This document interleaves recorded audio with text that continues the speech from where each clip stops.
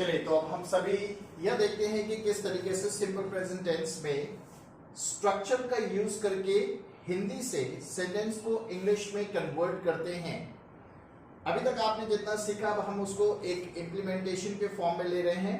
बहुत ही ध्यान से सीखेगा, क्योंकि सेंटेंस को स्ट्रक्चर में बैठाते अगर आपसे बनने लगा तो आपको इंग्लिश को फॉर्म करना बहुत ही आसान काम हो जाएगा।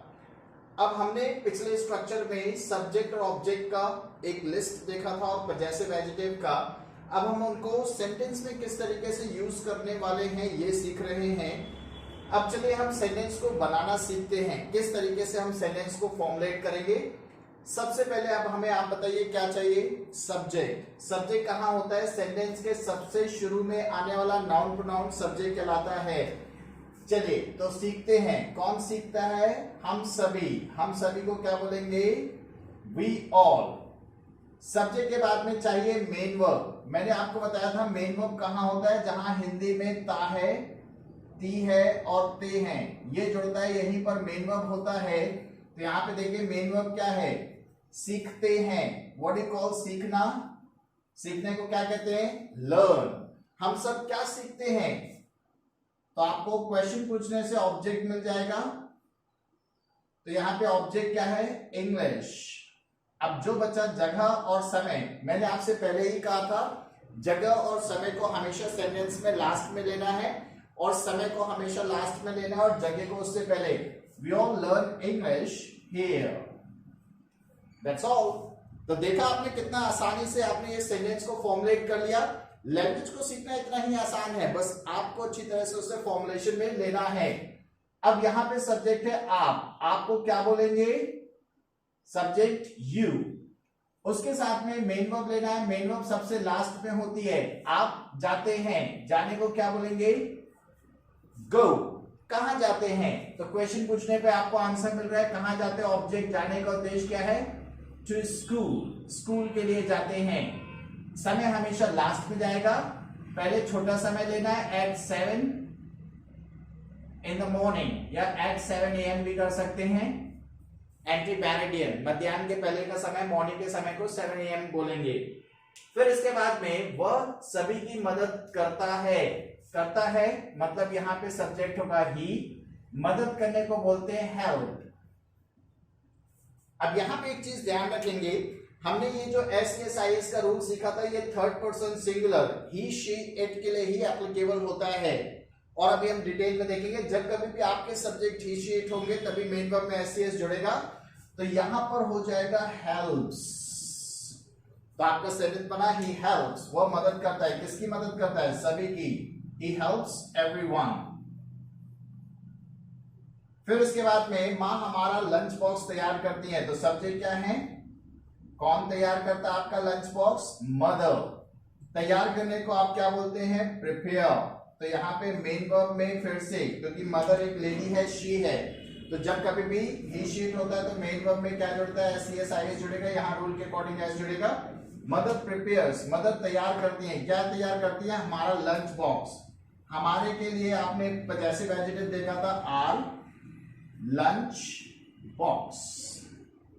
तो इतनी सिंपल वेज में आप इंग्लिश को फॉर्मुलेट कर सकते हैं। कोई भी बहुत you can say rocket science नहीं है सेंटेंस को बनाना।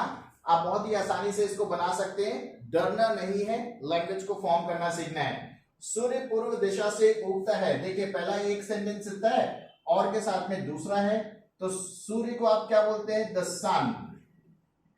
अब सन एक ऑब्जेक्ट है, एक है, उसके लिए मेन वर्ब है राइज। तो इसमें फिर से आपने एस ऐड किया तो हो गया राइजेस। कहां से उगता है? पूर्व दिशा से। तो आपने लिखा इन द ईस्ट। और फिर उसके बाद कंजंक्शन है एंड।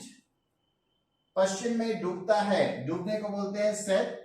अब सेट के साथ में भी, क्योंकि ये वर्ब है, ही, शी, इट है, तो इसमें भी जुड़ेगा एस, सेट्स। और कहां डूबता है? पश्चिम में, इन द वेस्ट। चलिए तो 3 सेंटेंस यहाँ पे और बाकी है, इसे और देखते हैं। यहां पर लिखा हुआ वे मेरे साथ एक ही कक्षा में पढ़ते हैं। तो यहाँ पे सब्जेक्ट क्या है? वे। वे को इंग्लिश में आप बोलते हैं दे। फिर उसके बाद में आपको चाहिए क्या? Main verb. मेन वर्ब कहां होता है? सबसे लास्ट में। पढ़ते हैं, व्हाट यू कॉल पढ़ना? स्टडी। वे कहां पढ़ते हैं? मेरे साथ एक ही स्कूल में, with me in the same school. They study with me in the same school. लोग त्योहार मिलकर मनाते हैं, लोगों को बोलते हैं द पीपल। फिर इसके बाद में आपको क्या लेना है? मनाते हैं, व्हाट यू कॉल मनाना? सेलिब्रेट। लोग क्या मनाते हैं? The festivals. और कैसे मनाते हैं? Together. The people celebrate the festivals together. छात्र अपना होमवर्क समय पर पूरा करते हैं, तो सबसे पहले आने वाला नाउन प्रोनाउन सब्जेक्ट है द स्टूडेंट्स। पूरा करने को बोलते हैं कंप्लीट। छात्र क्या पूरा करते हैं? अपना होमवर्क, देयर होमवर्क, समय पर, that you call on time. So this is how you just tend to form the simple sentences of the general action. Whatever the actions that you perform in your day-to-day life, you got to be making them like these only. Since you get up in the morning, जब आप सुबह उठते हैं तो आप अपने मन में ऐसे ही सेंटेंस को फॉर्मुलेट करना शुरू कर दीजिए।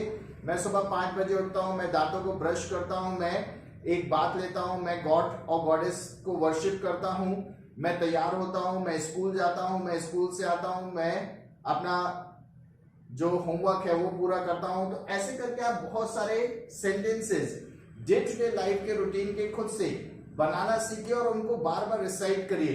Because if you do not tend to use them, they will never be coming on to your mind very properly. If you want to learn good English, then you have to learn to use it every now and then, and always try to use the phrases that you have learned with your friends and other people in your surrounding. जो भी लोग आपके चारों तरफ है उनके साथ में इन फ्रेजेस को यूज करना सीखे। English will become easier for you. So that's all for today. Thank you everyone. Have a great day ahead. Bye bye.